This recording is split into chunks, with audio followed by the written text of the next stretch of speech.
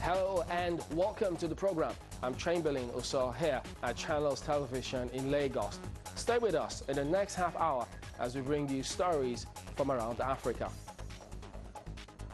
And I'm Vincent, Makori, Voice of America, coming to you from our Studio 52 at our global headquarters here in Washington. Nigeria is taking steps to revive her industrial sector, and that is aimed at moving the country from being a net importer to a manufacturing one. At the 22nd Nigeria Economic Summit held in Abuja with Made in Nigeria as a theme, discussions centered on creating an environment for local businesses to thrive. Let's take a look at this report.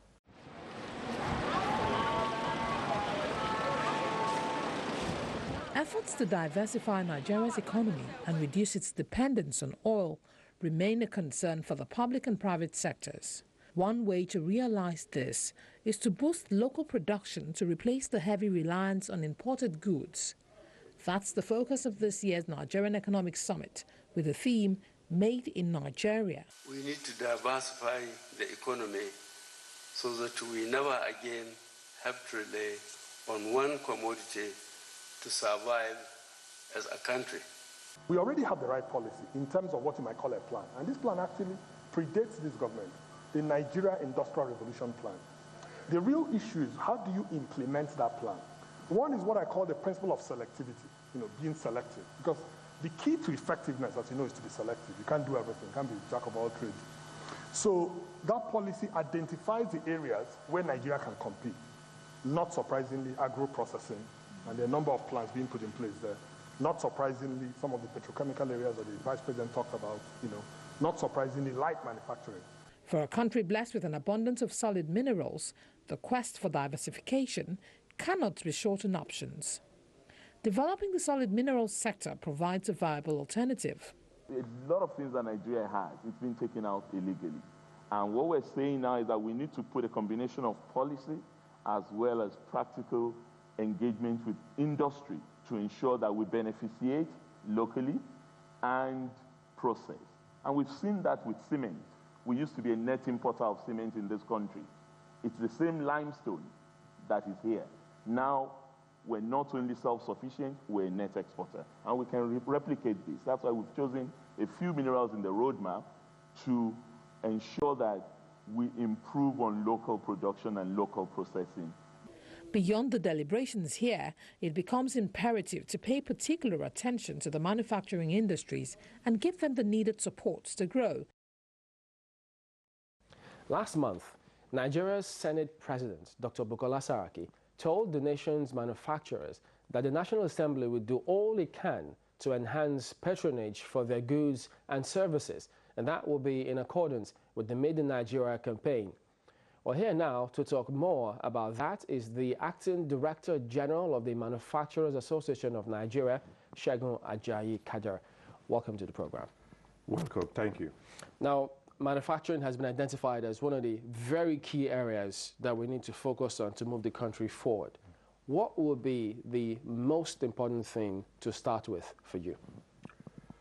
Well, I think you are right to say that the manufacturing sector in Nigeria is the prime sector to focus on, especially at this time that the economy is suffering some setback. The area to focus on will certainly be infrastructure. We all know that Nigeria is an environment that has a high cost of doing business. And the major factor in that is the dearth of infrastructural services that manufacturers need to manufacture and make products that can be sold either here or exported out of the country to earn foreign exchange. So infrastructure will be the first item I will mention. But if you talk about putting in place the infrastructure, many will have that impression that that will provide long-term solutions. What about the short-term ones? Well, infrastructure does not really have to be long-term. For instance, making roads. You can actually, and government is doing quite a lot in that respect. You need to enable manufacturers to be able to move their products. For instance, also power. You need to do things quickly to ensure that manufacturers have power to produce. For instance, in Nigeria, the average manufacturer will spend between 25 to 30%. The cost content is power. So you would see a situation where if there's a dramatic improvement, and that can be done very quickly, if there's a dramatic improvement in power supply to industries, you will immediately notice an increased contribution, for instance, of the manufacturing sector to the GDP, and also to wealth creation, to employment, and so on. You know, taxation is also one of the key areas that some manufacturers have spoken about. Yeah. The Senate also said they will be looking into this area. How would you suggest they approach it? Well, you know, taxation is, I mean, somebody used to say, I think it's in America, that two things that are very sure in life is debt and tax. So you have to pay tax for government to run its services. Manufacturers pay tax. In fact, if you look at the Nigerian economy in general, those who pay tax are manufacturers.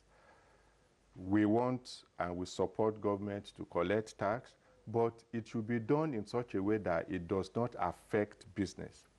The major issues we have about taxation is, apart from the fact that they are numerous by the three tiers of government, the federal, the state, and the local government, the mode of collection can be debilitating to industries. You have unorthodox processes. People go to roads to put roadblocks. Sometimes you are wrongly assessed and you don't have easy recourse. Sometimes you are fleeced by agencies that ought to collect the right taxes and so on. So if the multiplicity of taxes are reduced, yes, it will go a long way to improve the business environment. All right, Segun Ajayi Kader of the Manufacturing Association of Nigeria, thank you for joining us on Africa 54. Thank you very much. Now, can the global economy be a rising tide that lifts all boats? The World Bank president says reducing global poverty requires stronger efforts to make economic growth more inclusive. Jim Randall has that story. The World Bank says stronger efforts to ease inequality are a key to further reducing extreme poverty around the globe. 767 million people lived on $1.90 a day in 2013, 100 million fewer than 2012. The 2013 figures show 10.7% of the world's population in dire poverty, but that's a decline from the 12.4% the previous year. Half of the world's poor live in sub-Saharan Africa, another third in South Asia. World Bank President Jim Yong Kim applauds the decline, but says inequality is an obstacle to slashing poverty to just 3% of the global population by 2030. Inequality overall is far too high. This level of inequality constrains growth, and it also breeds instability. Kim says it is remarkable that poverty is declining when global economic growth is lethargic. But he urges national leaders to spend more on infrastructure and schools and make preparations to cope with disasters like floods that can derail growth. We have to find a way to encourage leaders to see that these investments will not only lead to inclusive economic growth, but will also establish the social foundations that can act as a bulwark against instability, violence, and conflict.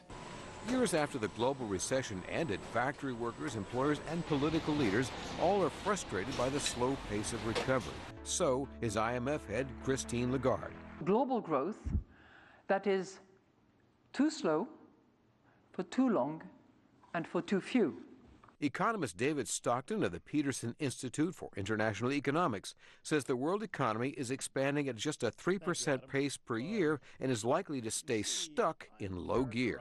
I don't really see much currently suggesting that we're going to break to the upside, and I don't see any significant signs that we're likely to slump to the downside either. Many voters in the United States and elsewhere blame flawed trade deals for lost jobs and dim prospects that things will get better. However, that voter anger is misplaced, says Lagarde. Trade has been the engine that has propelled economic progress. Jim Randall, VOA News, Washington. Well, I want to know what you think about Africa 54 and the stories we cover. Join the conversation on Facebook. The address is Africa 54, and check out our headlines 24/7 on voaafrica.com. Coming up, Kenya is planning to shut a large refugee camp home to nearly 300,000 people, mostly from Somalia. But the plan is hitting some snags. That story after the break.